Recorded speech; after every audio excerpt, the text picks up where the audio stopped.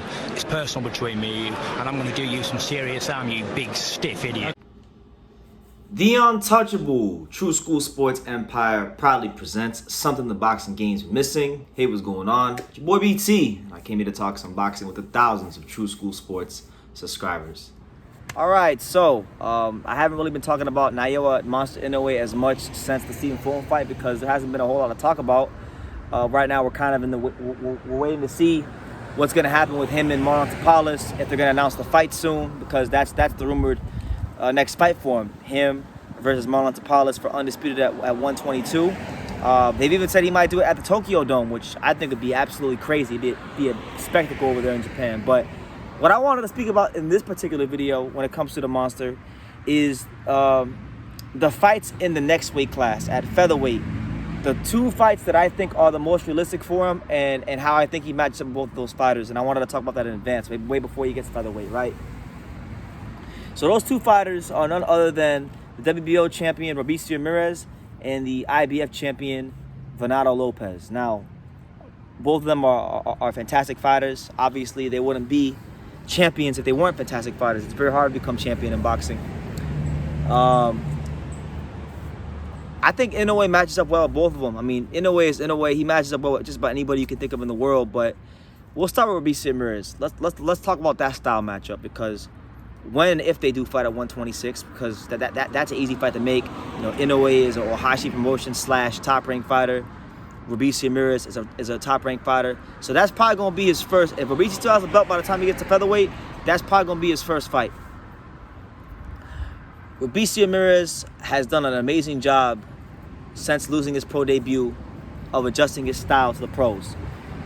He's done something that very few Cuban fighters ever do, which is be a high-level amateur and stay in the amateurs for as long as he did, and then adapt their style to the pros and be as successful as he has. You know, he's not throwing pretty-pat punches anymore. He's throwing punches to knock you out, right?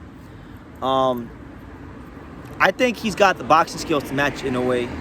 I think in terms of athletic ability, he's got some things there that could also offset what Inoue does. But my question for Robeisy, and this is why I think in that fight he might ultimately come unstuck and lose, is conditioning. You know, even in his last fight, he fought I forgot the guy's name, but he fought this one Japanese fighter on the co-main event. I think he was co-main event of Inoue Fulton, and he was beating the shit out the Japanese guy. The fighter was an Olympian. Guys in the comments, remind me who that fighter was in the comments. Robeisy fought him, and he was beating him every round pretty much. But you saw, like, as the rounds went on, he wasn't able to maintain that intensity throughout the rounds. And I just think, you know, when you fight a guy like Inoue, who, when you look at the lower half of his body, like his calves, and the way he's able to bounce in and bounce out and explode and get all the leverage behind his punches, I think not having your conditioning up to par, all the way up to par with him is going to get you knocked out. And it's going to get you knocked out probably by the 6th round, something like that. You know, and that's one part of the equation. The other part of the equation is, I think he definitely outboxed Inoue in pockets of that fight, but then does he have the power to keep Inoue off of him? I'm not so sure. I don't know. I don't think he does. I mean, I've seen the last Japanese guy he fought, who was getting hit with everything. Guy had no defense at all. He was getting hit with everything, and so he was able to absorb the shots. I don't think his power will be much of a worry for Inoue, and I don't think his conditioning will quite be up to par. So the way I see that fight going, when and if he goes to 126 to fight Robeisy Ramirez, is I think he's gonna get knocked out by like the 6th round or something like that. You know, but hey, Robeisy Ramirez is a damn good fighter. It's not really a knock on him. It's just more so what I think about Inoue.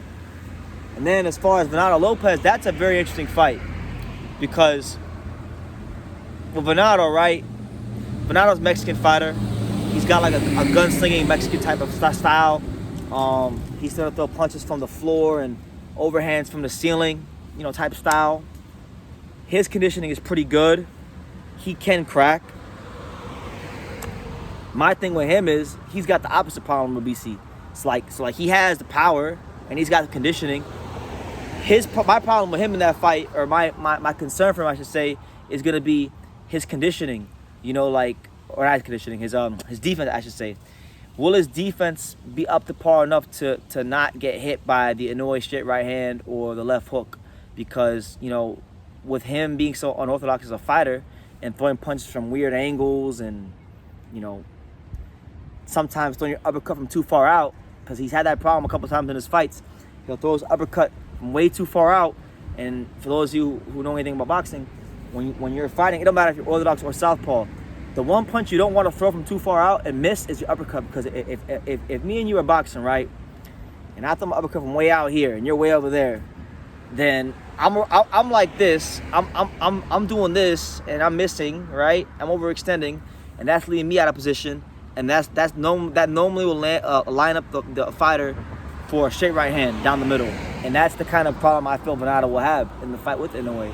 But I'll tell you this, if he can push the pace on Inoue and kind of recreate a little bit what Donaire did in the first fight, maybe he makes it close, you know. But I don't really think them guys got much form. I think those are probably the two fights that are most likely to happen for Inoue at featherweight, just because of the fact that, you know, Robeisy is top rank.